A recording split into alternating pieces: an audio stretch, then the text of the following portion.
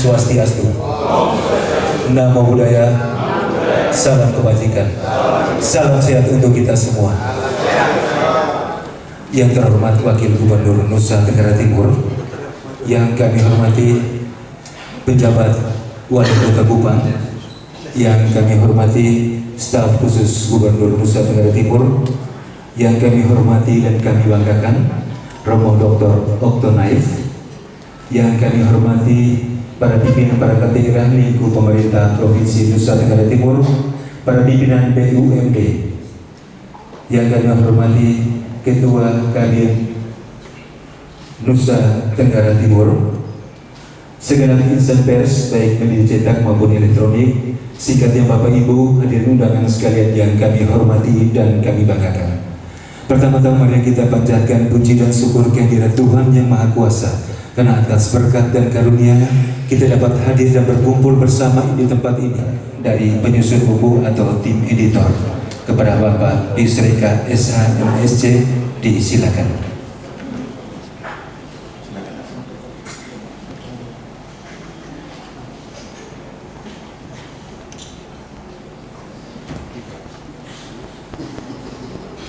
Kalau hening itu saya meragukan.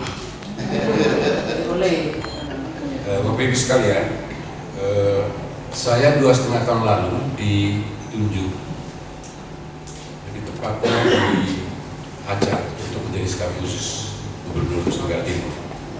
Dan saya tahu betul siapa-siapa aktor di balik keputusan itu. Nah, satu di antaranya yang hadir di sini itu adalah Pak Yosef. Beliau yang memprovokasi juga supaya saya diajak untuk menjadi salah satu staf khusus. Saya ingat yang logis. Tadinya saya menduga bahwa saya akan mengungguli kalau berbicara tentang filsafat dan teologi. Tapi rupanya saya sangat keliru dan saya merasa bahwa beliau ini ternyata telah membaca semua hal.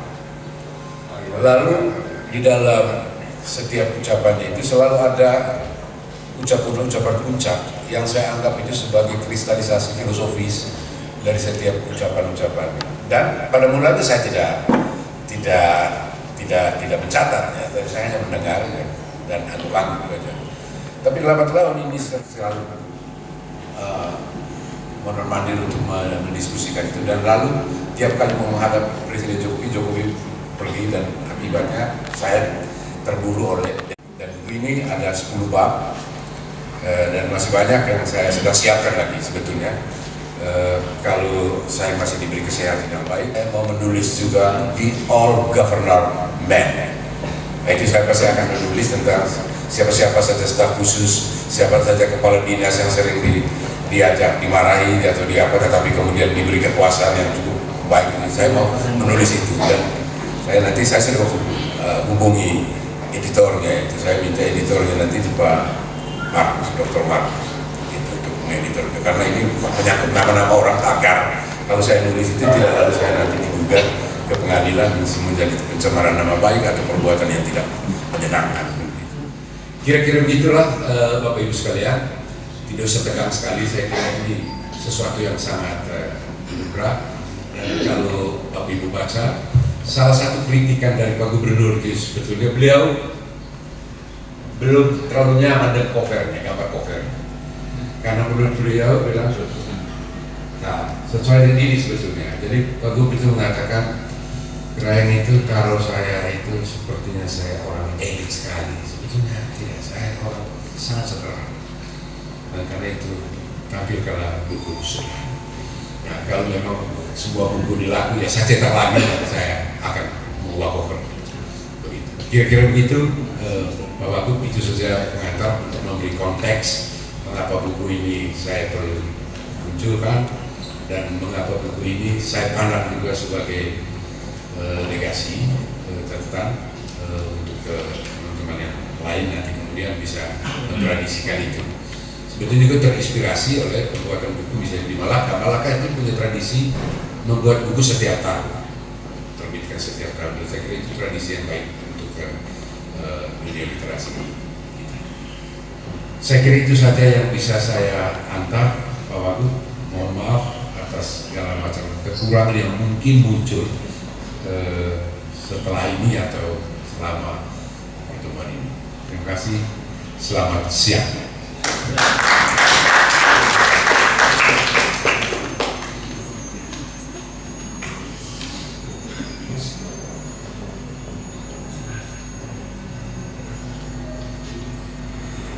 Bapak Ibu hadirin undangan sekalian yang kami hormati dan kami kasihi, selanjutnya marilah kita dengarkan bersama sambutan Wakil Gubernur Nusa Tenggara Timur sekaligus berlaunching buku Falsafah Hidup Victor Bung Tilu Leskoda. Dan hormat kepada Bapak Dr. Andus Joseph Adrianus Naisur MM, disilakan. Beliau tidak ada lagi.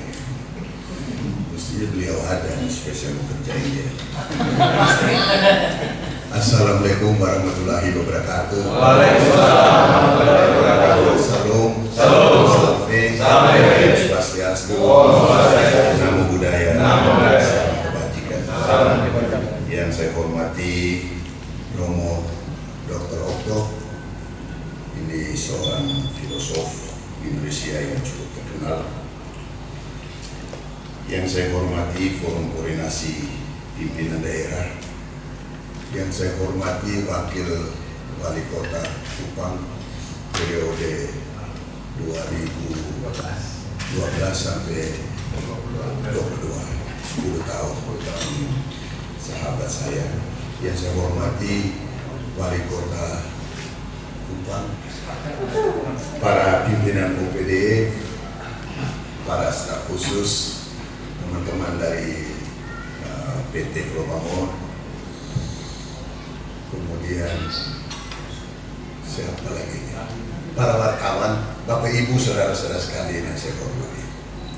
Pertama-tama mari kita hati-hatinya menundukkan kepala kita, mengadakan hati dan tangan kita kehadiran Allah Subhanahu wa Ta'ala, Tuhan Maha Kuasa. Karena atas berkat dan ridhonya maka pagi hari ini kita dapat berkumpul di sini untuk melakukan suatu acara yang menurut kita biasa-biasa aja, tapi ini merupakan suatu nilai yang cukup tinggi menurut saya. Saya tadi berdiskusi dengan Romo Okto. Saya dengan Romo Okto, waktu dulu kita belajar filsafat pertama itu seorang pengajar filsafat pasti akan bertanya kepada kita, bahasa Latinnya namanya curvus summa atau curvus sumus. Mengapa kita ada di sini? Itu pertanyaan yang sangat menarik. Karena saya lihat di sini kita bedah buku tentang falsafah. Maka itu saya gunakan istilah-istilah dalam filsafat. Ya. Curvus sumus. Mengapa kita ada di sini? Kok kita tidak ada di kamar sebelah? Mengapa kita tidak ada di kantor di sana, tapi ada di ruangan ini? Mengapa? Ruang, waktu, tempat, dan jam. Ada sesuatu yang menarik kita. Siapa yang menarik? Menarik kita adalah satu sosok orang. Satu sosok orang yang apa? Yang menarik kita secara langsung maupun tidak langsung. Kalau tidak ada sosok Victor Bung Tilu Leskoda yang ditulis di sini, saya kira tidak mungkin kita ada di sini. Mengapa kita ada di sini? Ini pertanyaan yang sangat mendalam. Baik, Bapak Ibu, saudara-saudara sekalian, tidak berkelebihan kalau kita mengenal atau menulis sesuatu tentang seseorang, apalagi berbicara mengenai falsafah. Falsafah ini bahasa Arab. Kalau bahasa Latinnya filsafat, filosofi. Jadi sama sebenarnya. Falsafah itu dari bahasa Arab. Falsafah di dalam kamus besar bahasa Indonesia mengatakan bahwa falsafah itu adalah pendapat, gagasan, bahkan sikap batin dari seseorang. Ada kata sikap batin, Bapak Ibu, saudara-saudara sekalian. Gagasan. Kemudian Bapak Ibu, saudara-saudara sekalian, pemerintah Nusa Tenggara Timur sangat-sangat menghargai pendapat, gagasan atau sikap batin dari siapapun juga yang ada di Indonesia, di dunia, bahkan yang ada di Nusa Tenggara Timur. Tidak mengenal dia siapa. Tapi kalau dia memiliki gagasan, dia memiliki pendapat, dan bahkan memiliki sikap batin, dan kemudian dimanifestasikan dalam kegiatan sehari-hari, maka wajib hukumnya kita harus mengenang atau memberikan apresiasi kepada seseorang itu. Hari ini kita melaunching sebuah buku yang namanya Falsafah Hidup Victor Bungtilu Laiskoda.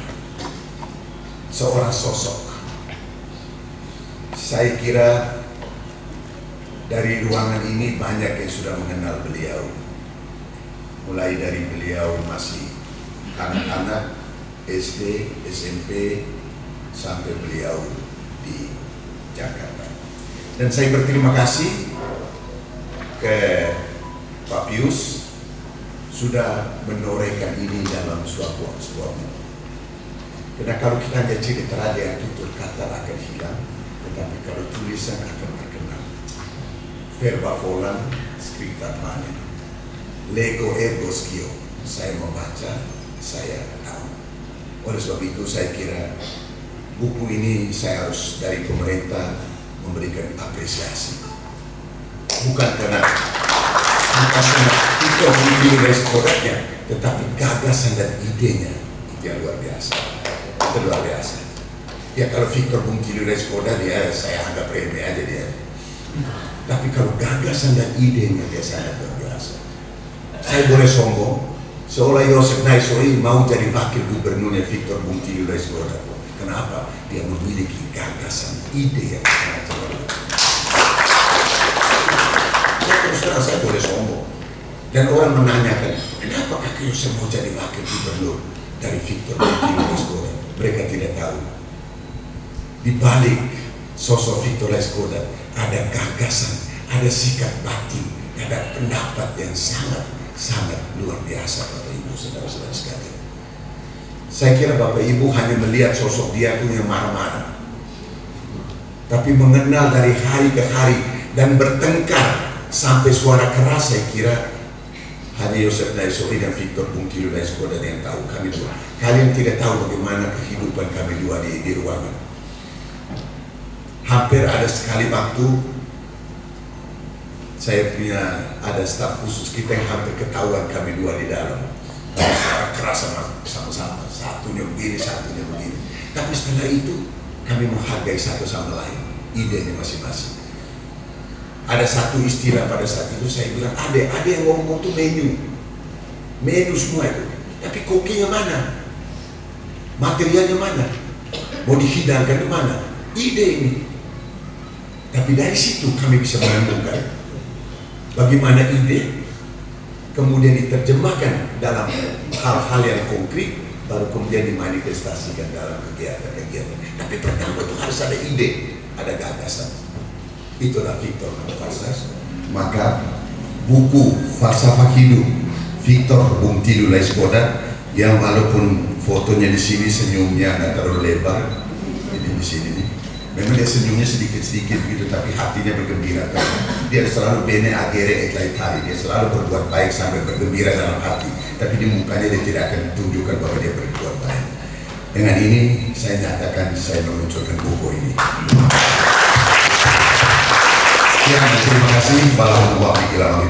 Wassalamualaikum warahmatullahi wabarakatuh. Salam, salve, om santi santi sanio, namo budaya, salam kebajikan, salam sehat. Jadi saya belum salam tadi, ada ketua Kadi di sini dan ketua Kimi, ada Profesor Billy. Saya tadi lupa tadi. Jadi mata sudah agak sedikit buram, tapi saya tidak lihat. Sekian dan terima kasih. Terima kasih kepada Bapak Dr. Andes Joseph Adrianus Naisoi MM, Wakil Gubernur Nusa Tenggara Timur, yang telah menyampaikan sambutan sekaligus meronsing buku Falsafah Hidup Victor Bungtilu Laiskoda pada hari ini. Baik hadirin undangan yang berbahagia, selanjutnya kita simak bersama apa komentar isi buku tentang Falsafah Hidup Victor Bungtilu Laiskoda oleh Romo Dr. Oktonaif PR. Kepada Romo kami silakan.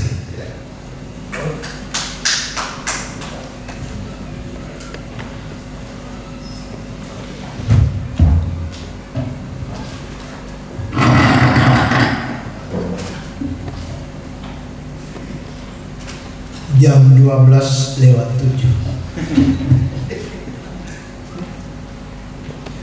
Pertama-tama saya memasukkan diri ke dalam semua salam yang telah disampaikan oleh Bapak Wakil Gubernur.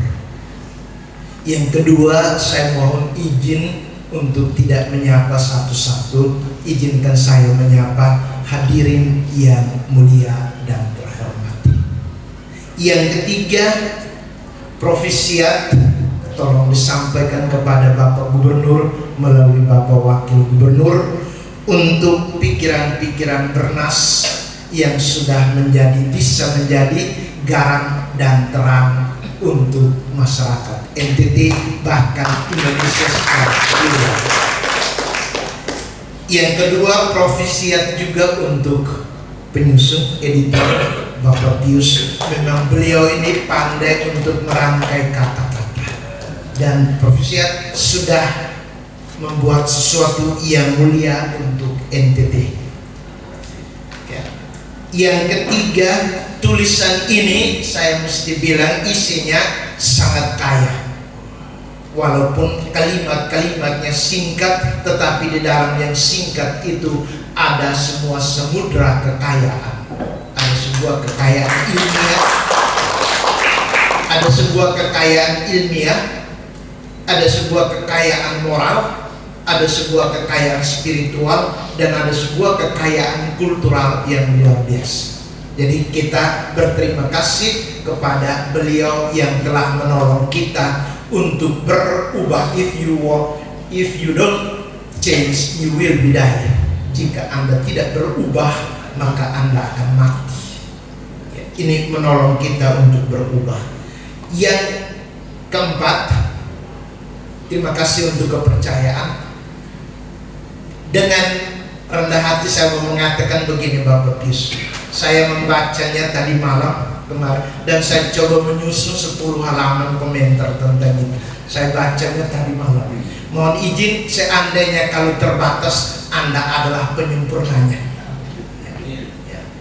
Oke, baik. Saya memulai dengan 1-2 komentar yang berkaitan dengan buku tulisan Bernas ini. Saya bagi dalam 2 bagian, bahkan 2 bagian besar. Yang pertama, komentar tentang keseluruhan isi buku. Yang kedua, komentar tentang beberapa bagian dari buku. Dan yang ketiga itu ada penutup. Saya mulai dari yang pertama, keseluruhan buku. Saya ajak Pak dan Ibu hadirin yang di sini ada di sini untuk pegang buku ini. Nanti saya akan sebut dan Pak dan Ibu silahkan melihatnya. Tadi Bapak Wakil mulai dengan kurhik sumus. Mengapa kita ada di sini? Saya menjawab ergo sum cogito. Saya ada di sini untuk berpikir. Dan yang kedua, cogito ergo sum. Saya berpikir maka saya ada. Ini bahasa aneh-aneh. Tapi baiklah, mari kita menjelajahi isi buku. Yang pertama, buku ini menyinggung 3 kualitas manusia. Mohon izin, ini bukan bahasa biasa, bukan bahasa kita. Buku ini menyinggung 3 kualitas manusia. 3 kualitas manusia itu yang pertama, namanya epitomia. Sebentar saya jelaskan. Ada semua di dalam. Yang kedua itu bernama tamos, dan yang ketiga itu namanya logistikon. Ini kita berpikir. Yang pertama tentang epitomia. Epitomia itu berrelasi dengan kenikmatan-kenikmatan yang bisa merusak. Lihat halaman 35.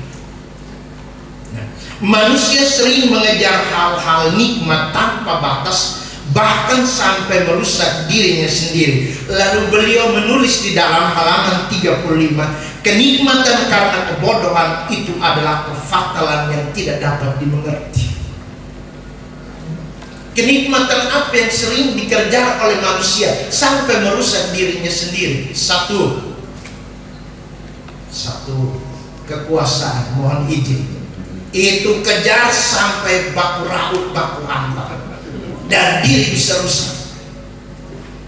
Kenikmatan yang kedua yang sering dikejar tanpa batas, itu adalah harta yang bukan miliknya dijadikan miliknya dan tidak dibagi. Maka beliau mengatakan, mengingatkan kenikmatan karena kebodohan itu adalah kefatalan yang tidak bisa dimengerti. Kenikmatan ketiga itu adalah seks. Orang lain punya, bilang dia punya, lalu rampas lagi orang lain punya. Itulah selingkuh tipis-tipis, dan kejar ini terus menerus. Itu namanya kenikmatan karena kebodohan yang melahirkan kefatalan luar biasa. Itu berkaitan dengan epitumia. Yang kedua, buku ini juga berkaitan yang kedua dengan apa yang disebut dengan tumos. Tumos itu dekat-dekat dengan tumor.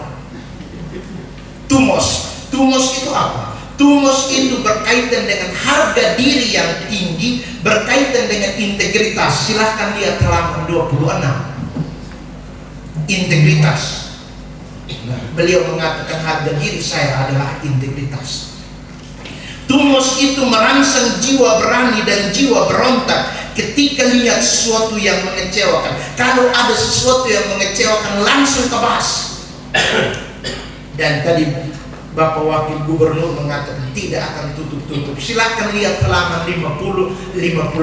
Kalau keyakinan seorang pemerintah itu dikecewakan, dia tidak segan-segan untuk marah. Ada di halaman 50-55. Berani untuk marah. Itu tumos. Yang ketiga berkaitan dengan logistikon. Logistikon ini telah dibicarakan oleh Bapak Wakil Gubernur. Itu disebut dengan bagian jiwa yang paling mulia, bagian jiwa yang paling mulia, bagian jiwa yang paling baik. Itu berkaitan dengan apa yang disebut dengan keutamaan. Seluruh buku ini adalah logistikon. Logistikon itu ada kaitannya dengan apa? Keutamaan. Keutamaan itu apa? Sofia, kebijaksanaan. Ini buku ini, keutamaan, kebijaksanaan, Sofia. Dan kawan dekat Sofia itu namanya Agatha. Agatha itu keindahan. Maka pada halaman kedua, bab yang kedua tentang kepemimpinan itu bicara tentang keindahan kota Agatha. Kawan ketiga dari Agatha, Sofia, kawan dekat Sofia, Agatha, kawannya yang berikut itu namanya Aletheia. Itu artinya kebenaran. Ya, ada di dalam seluruh buku ini berkisah tentang tiga. Satu, itu yang pertama berkaitan dengan epitumia, itu hawa nafsu yang mencelakakan. Beliau mengingatkan itu, mengingatkan saya dan mengingatkan kita semua. Yang kedua berkaitan dengan keberanian untuk menentang apa yang tidak cocok dengan kepentingan umum. Labrak di depan, tidak peduli, sesudah itu baru tertawa. Yang ketiga berkaitan dengan logistikon, itu adalah keutamaan. Dan keutamaan ini berkaitan dengan tiga yang menyebar di dalam seluruh buku ini, yakni apa yang disebut dengan bonum, kebaikan; dua, verum, kebenaran; tiga, pulcrum, keindahan atau keharmonisan. Keharmonisan ini berkaitan dengan relasi agama. Maka beliau mengatakan, saya tidak peduli agama apa, yang penting saya melayani Anda. Ada di dalam buku ini juga. Nah, ini tentang tiga. Nah, sedikit tentang bonum, apa artinya? Bapak Wakil Gubernur sudah cerita panjang lebar. Kalau ada orang susah, beliau tidak segan-segan untuk meminjam uang buat menolong. Maka ia sebenarnya tergerak hatinya oleh belas kasih. Bonum. Maka yang baik itu dipromosi sebesar-besarnya, yang jahat ditantang sampai habis. Itu bonum. Maka teman-teman, kawan-kawan yang duduk berpikir di sini, kita semua ada di sini, harus menegaskan pada kita, pada diri kita dengan belajar dari teks ini. Kita harus menegaskan bahwa yang baik itu milik kita, yang jahat mari kita tolak bersama. Itu bonus. Yang kedua, itu berkaitan dengan verum, itu Kebenaran. Apa itu benar? Silahkan tanya beliau di sini, Bapak Wakil. Benar itu artinya apa? Saya buat contoh sederhana saja. Kalau pikir A, omong A, bikin A, itu namanya benar atau adekuatio, keseimbangan. Kalau terjadi begini Bapak dan Ibu, saudara-saudara, kalau saya pikir A, omong B, bikin C, hasilnya no. Pikir A, omong B, bikin C, hasilnya Gaduh-gaduh. no. Kelainan.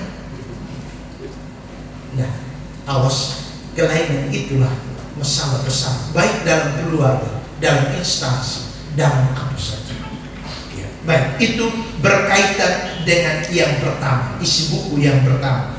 Buku yang kedua, buku ini sebenarnya, melalui buku ini beliau menunjukkan diri sebagai seorang pemikir sekaligus pendobrak pikiran.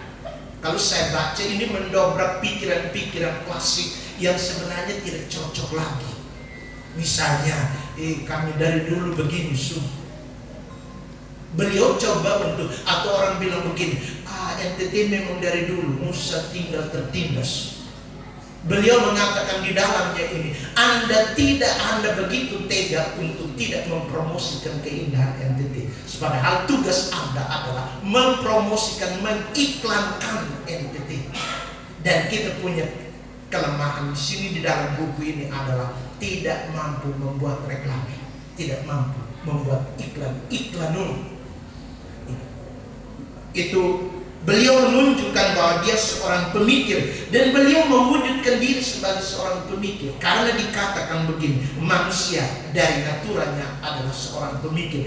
Ia adalah sebutir debu, tetapi dia adalah sebutir debu yang berpikir. Itu hebatnya kita, sebutir debu tetapi debu yang berpikir. Nah, itu kita ini. Maka tugasnya, kalau saya baca buku ini, memang beliau juga saya yakin baca dari buku lain juga, dan dia dengar dari pikiran lain juga, tapi dia merumuskan sebagai ide sendiri. Maka itu saya katakan apa? Beliau sedang melakukan apa yang disebut dengan thinking on thinking, berpikir tentang berpikir. Jadi dia tidak hanya berpikir, tapi dia memikirkan tentang pikiran yang sudah ada di mana-mana, dan dia merumuskan itu sebagai sebuah pikiran baru. Itu namanya thinking on thinking. Maka berpikir itu adalah berpikir. Berpikir adalah berpikir. Jangan pikiran. Kita kebanyakan orang NTT itu pikiran. Sedikit, aduh saya ini pikiran.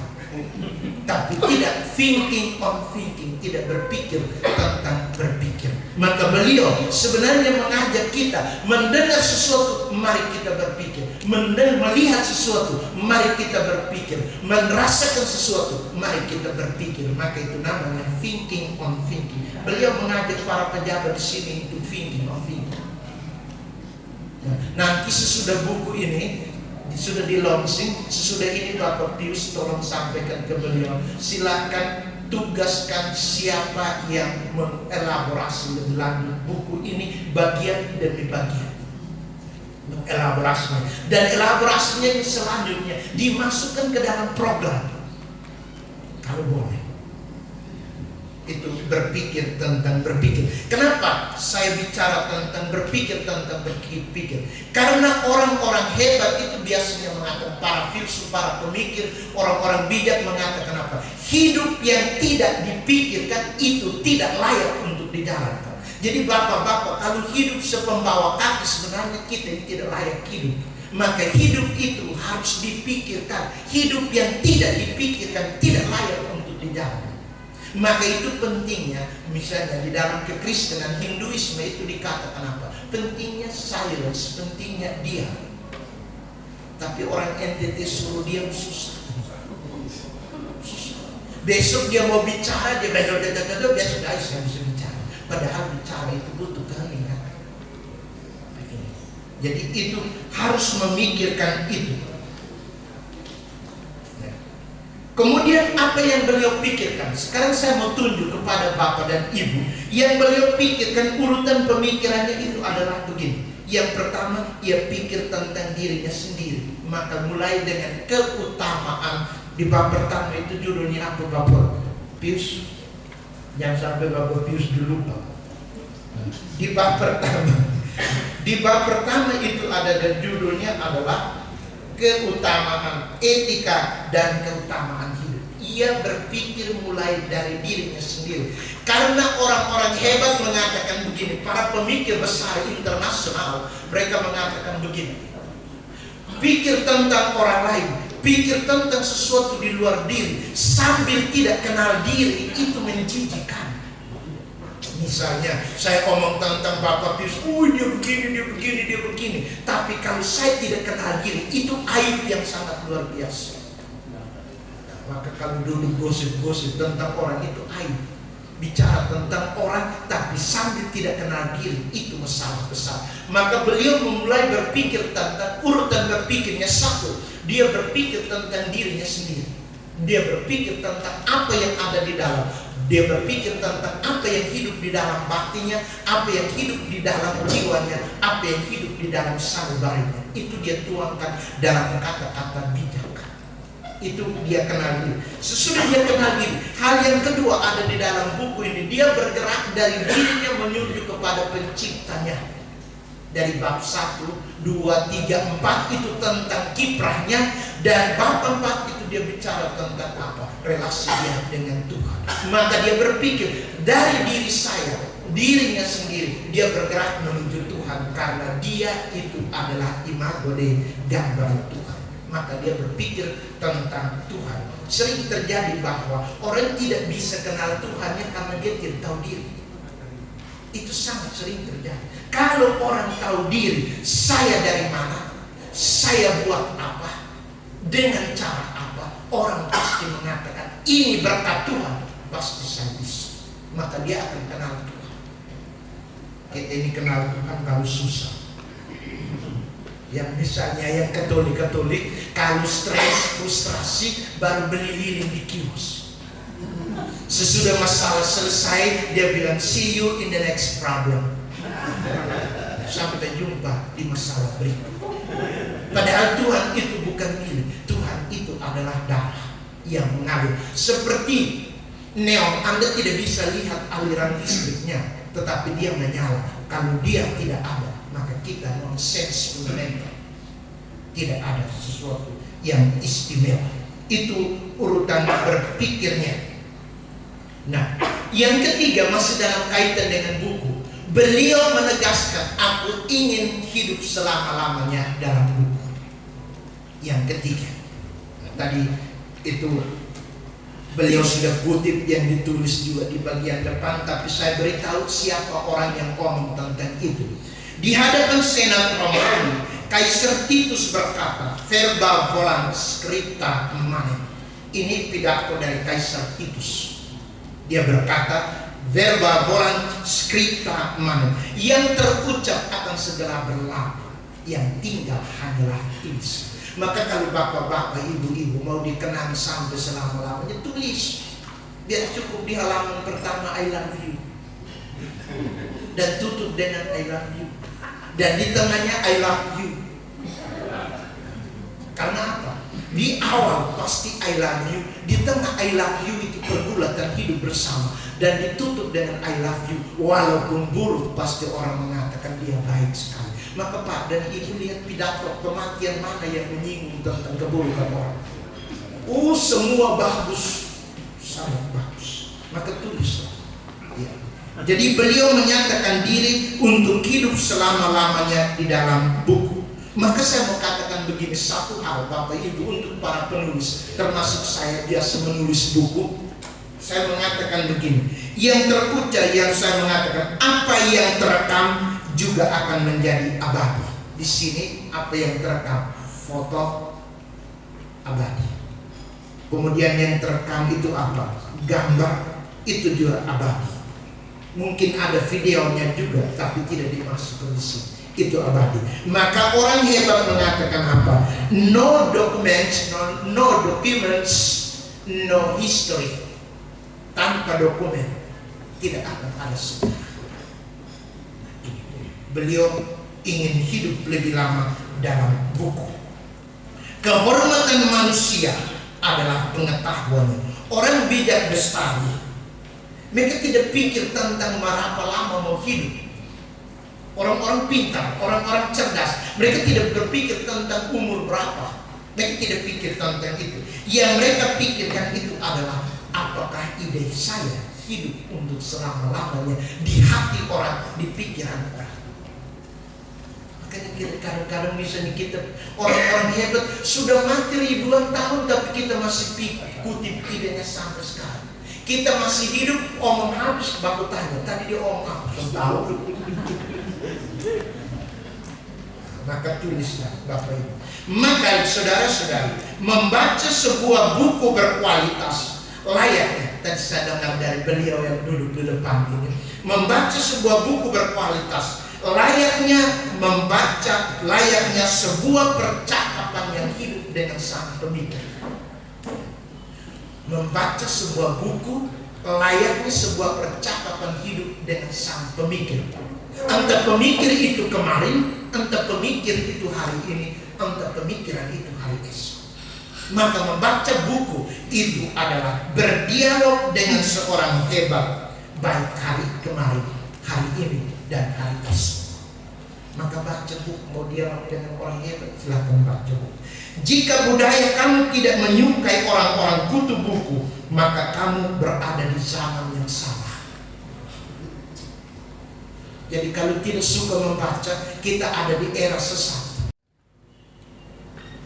Kita kadang-kadang, saya punya mahasiswa di Unika, saya bilang, kamu kalau baca buku hanya pada saat kuliah, habis kuliah tutup buku, maka Anda ada di era yang sesat.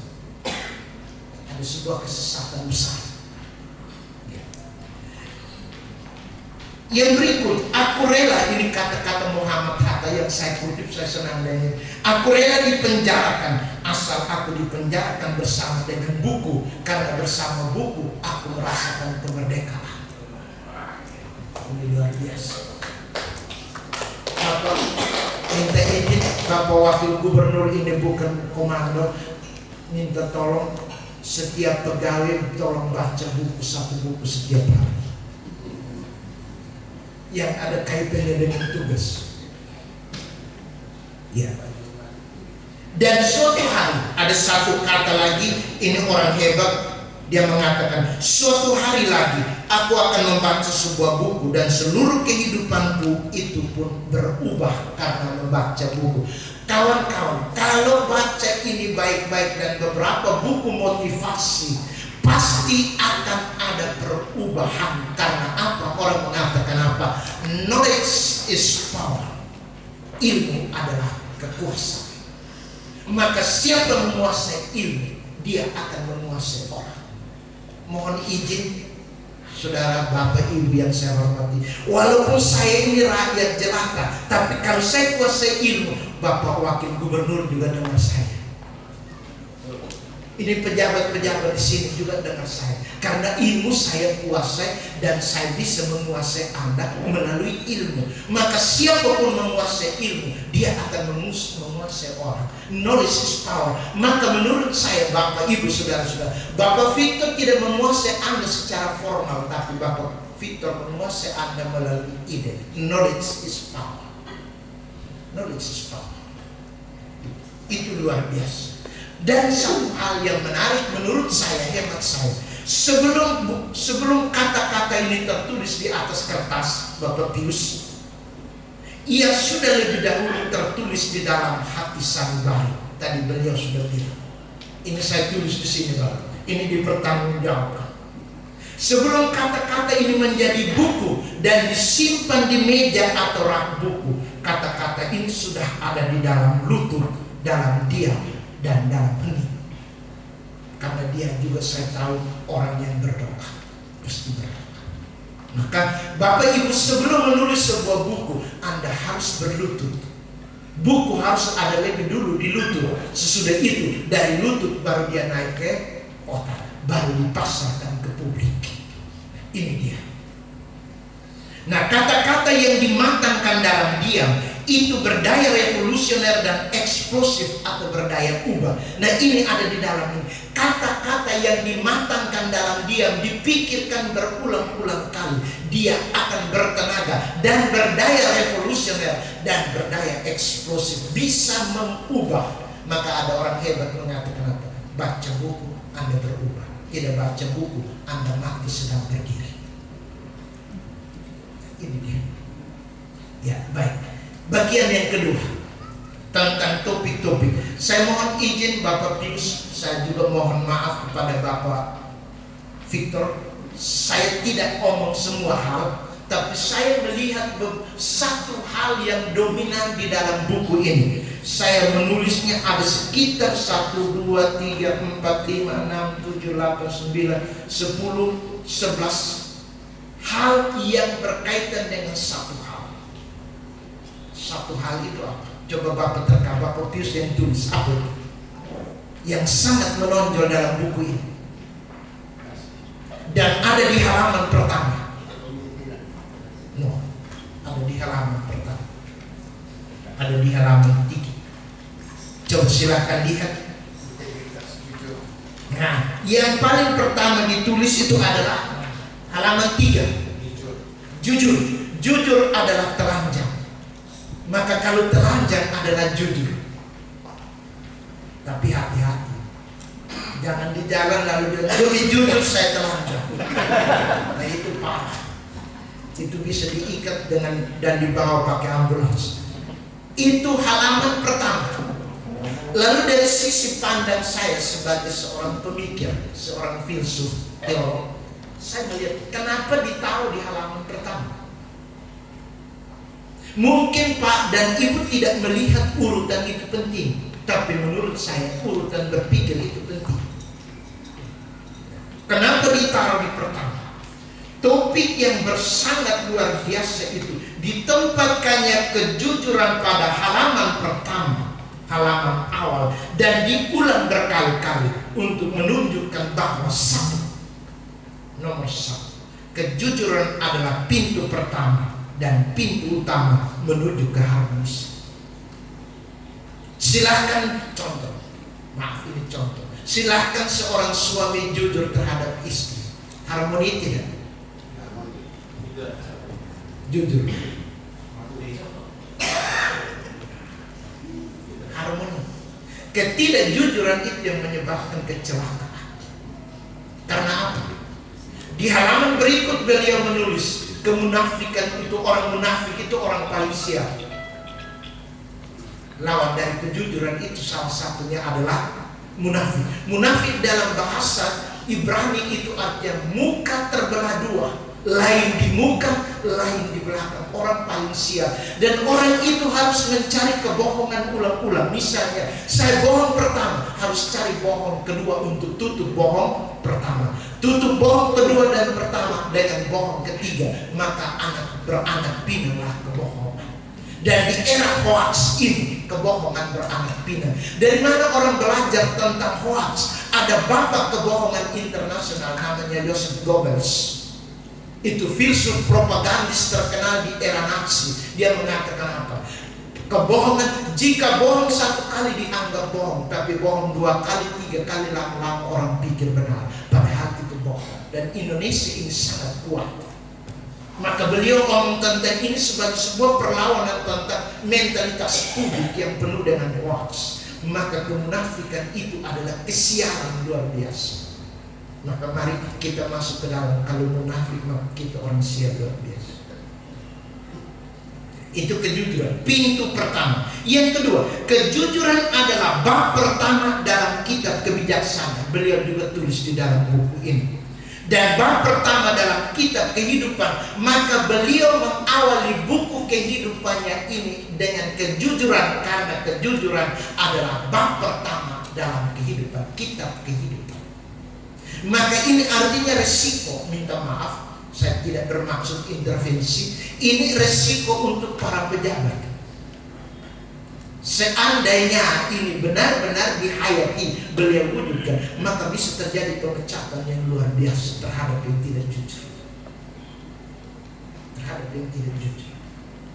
Ini kejujuran adalah bab pertama kita. Langkah pertama adalah kejujuran. Ini saya kutip dari presiden yang terkenal. Itu namanya Winston Churchill. Dia mengatakan begini, kejujuran adalah langkah pertama, dan langkah berikutnya adalah kemuliaan kepribadian. Jadi orang jujur dimuliakan, sedangkan yang bohong, tipu, munafik itu menjadi bahan ceritaan orang.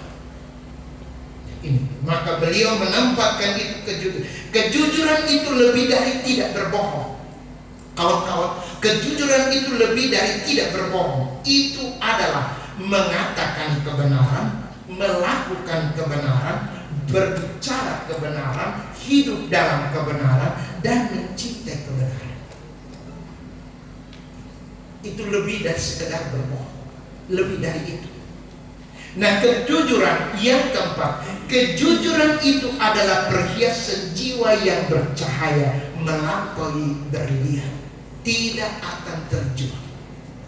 Nah, maka orang jujur di kitab suci, orang ini Alkitab dikatakan, kalau boleh, Bapak dan Ibu membuat riwayat hidup sampai dengan terakhir mengatakan begini, di makam ini dibaringkan orang jujur. Kalau saya bisa menganjurkan, di pembaringan ini, di pusara ini dibaringkan orang jujur,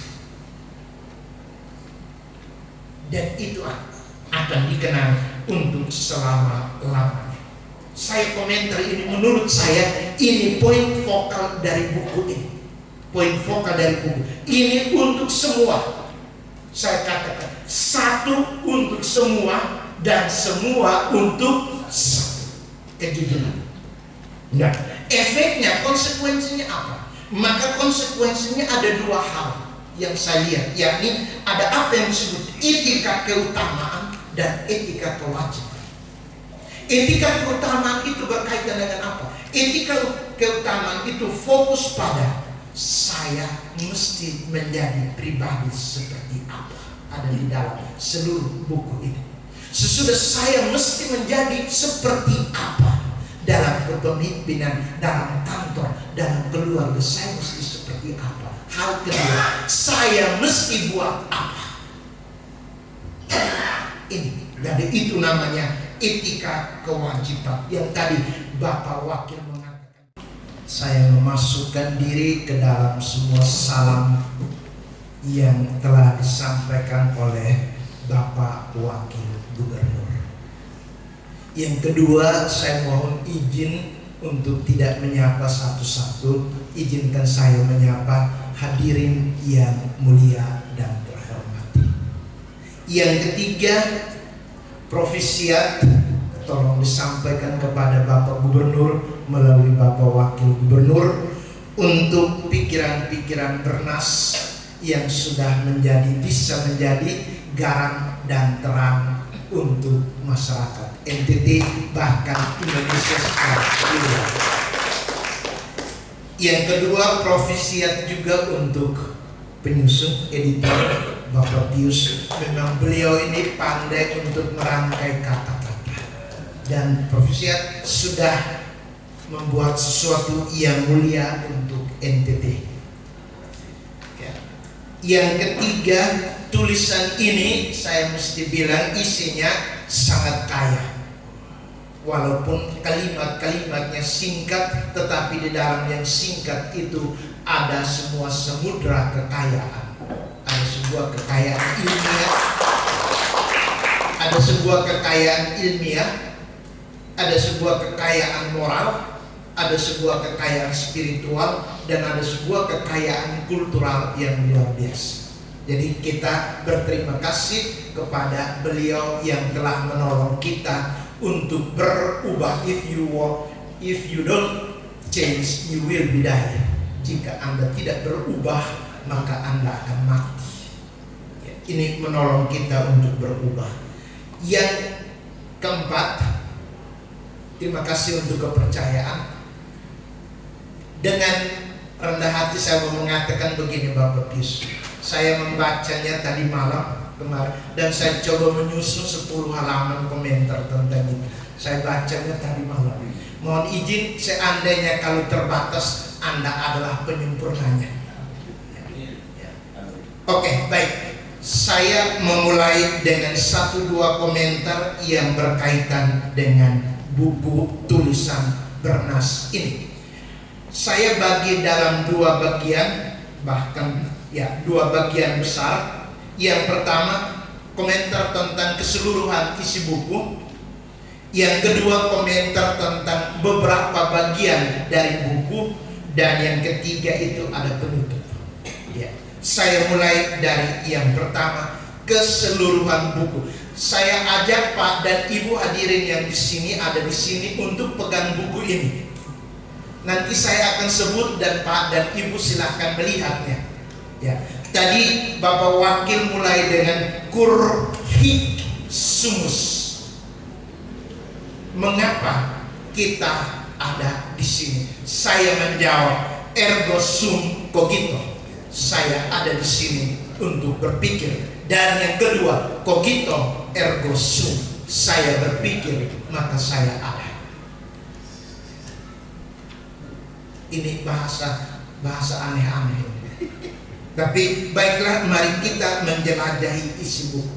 Yang pertama, buku ini menyinggung 3 kualitas manusia. Mohon izin, ini bukan bahasa biasa, bukan bahasa kita. Ya.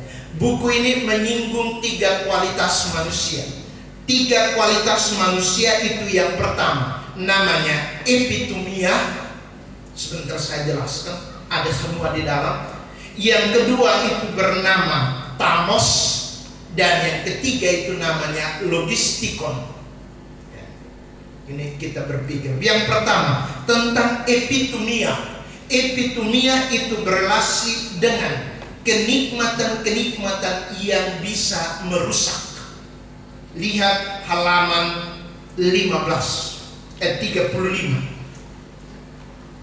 Manusia sering mengejar hal-hal nikmat tanpa batas, bahkan sampai merusak dirinya sendiri. Lalu beliau menulis di dalam halaman 35, kenikmatan karena kebodohan itu adalah kefatalan yang tidak dapat dimengerti. Kenikmatan apa yang sering dikejar oleh manusia sampai merusak dirinya sendiri? Satu, kekuasaan. Mohon izin, itu kejar sampai baku raut, baku hantam, dan diri bisa rusak.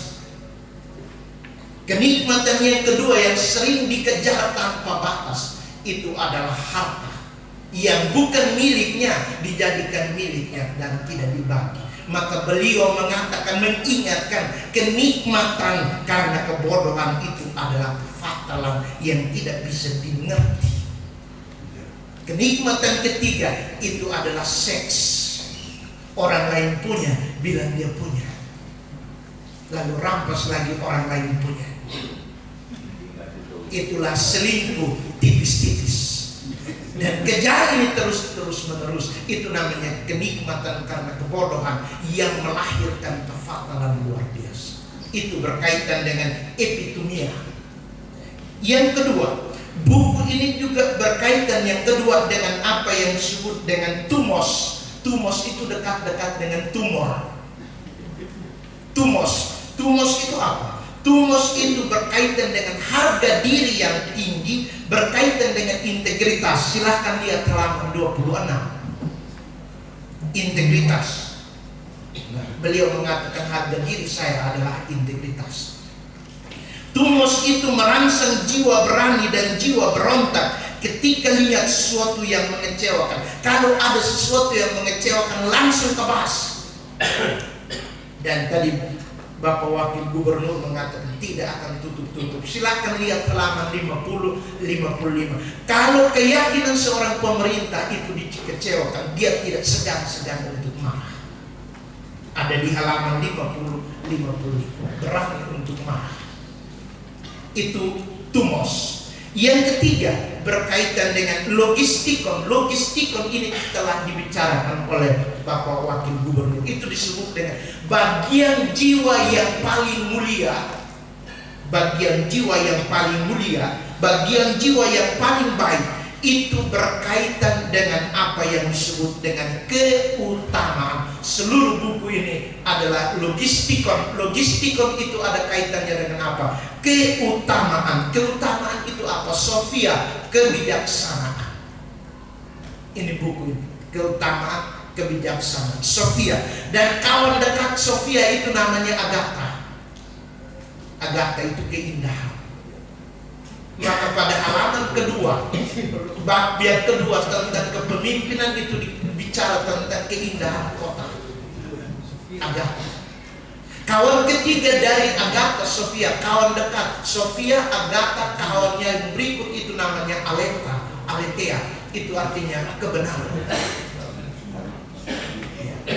Ya, ada di dalam seluruh buku ini berkisah tentang tiga. Satu, itu yang pertama berkaitan dengan epitumia, itu hawa nafsu yang mencelakakan. Beliau mengingatkan itu, mengingatkan saya dan mengingatkan kita semua.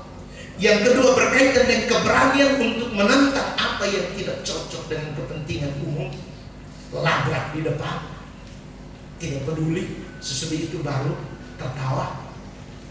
Yang ketiga berkaitan dengan logistikon, itu adalah keutamaan. Dan keutamaan ini berkaitan dengan tiga yang menyebar di dalam seluruh buku ini, yakni apa yang disebut dengan bonum, kebaikan; dua, verum, kebenaran; tiga, pulcrum, keindahan atau keharmonisan.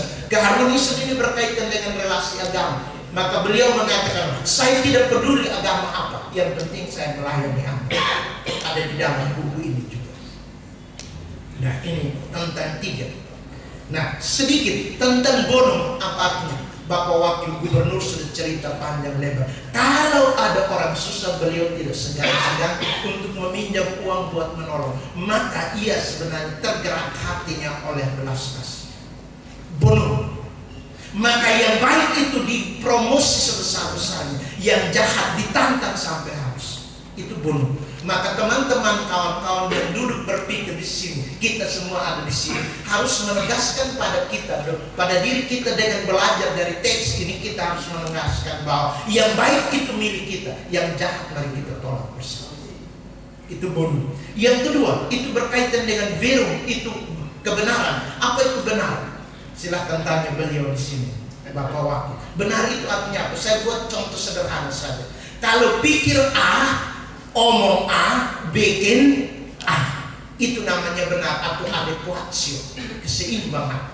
Kalau terjadi begini Bapak dan Ibu, saudara-saudara, kalau saya pikir A, omong B, bikin C, hasilnya no. Pikir A, omong B, bikin C, hasilnya gaduh-gaduh. no, kelainan.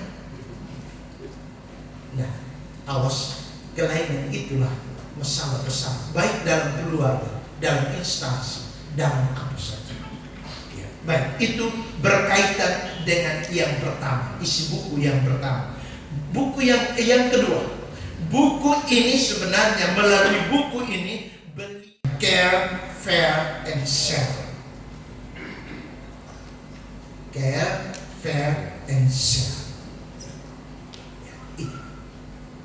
Buatlah sesuatu yang mulia.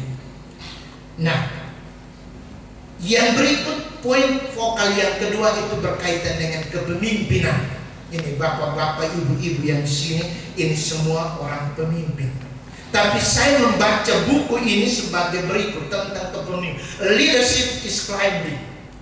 Kepemimpinan itu adalah panjang, menaik, mendaki. Nah, mari kita lihat pendakiannya seperti apa. Leadership is climbing. Asal kawan-kawan, jangan ubah leadership menjadi dealership. Leadership is climbing. Apa artinya? Satu, mari kita mulai. Semua yang duduk di sini, mari saya bahasakan ini sebagai sebuah kekayaan ilmu, kekayaan ilmiah. Yang pertama, kita mulai dari posisi. Dalam dunia kepemimpinan, level terendah dari kepemimpinan itu adalah posisi. Contoh, minta maaf Bapak Wakil, contoh, saya diberi sebagai kepala dinas itu bukan karena pertama-tama bisa jadi bukan karena disposisi, melainkan posisi. Posisi itu artinya apa? SK formal saya jadi kepala dinas. Tetapi ingat, dalam kepemimpinan Anda tidak diberi keutamaan, tidak ada SK utama, tetapi hanya SK formal. Ini posisi paling rendah dalam kepemimpinan. Maka memimpin sebagai kepala di bidang ini, di kepala di bidang ini, pertama-tama itu SK formal, posisi. Maka kalau orang ikut paham, orang ikut ibu, itu pertama-tama karena keharusan. Kalau tidak ikut, lu mau bercakap ke sini. Itu keharusan. Itu SK formal. Yang kedua, level kedua dari kepemimpinan yang saya baca dari tulisan ini adalah permisi.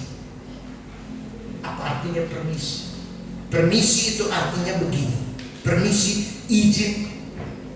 Saya bisa mengizinkan orang memimpin saya, atau saya bisa ikut orang yang pimpin saya.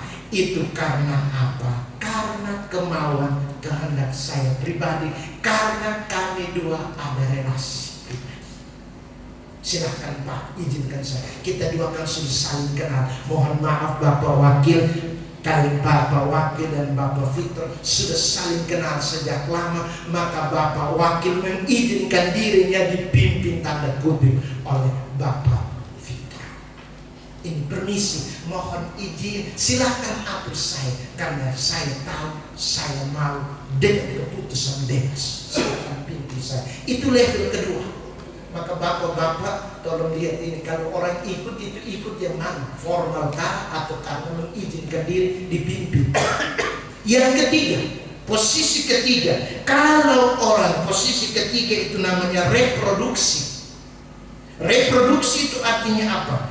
Pengembangan atau pemberdayaan. Jadi seseorang mengikuti kita sebagai pimpinan karena kita. Tentang isi buku Falsafah Hidup Bapak Victor Bongtilo Leskoda, Gubernur Nusa Tenggara Timur. Bapak Wakil Gubernur serta hadirin sekalian yang kami hormati dan kami kasih, demikianlah suraian acara launching buku Falsafah Hidup Bapak Victor Bongtilo Leskoda pada siang hari ini. Akhir kata kami ucapkan terima kasih untuk seluruh kebersamaan kita semua dan mohon maaf atas segala kekurangan kami. Selanjutnya kita akan sama-sama bersama lewat jamuan santap siang yang telah disiapkan untuk kita nikmati bersama. Namun sebelumnya kita ambil foto bersama.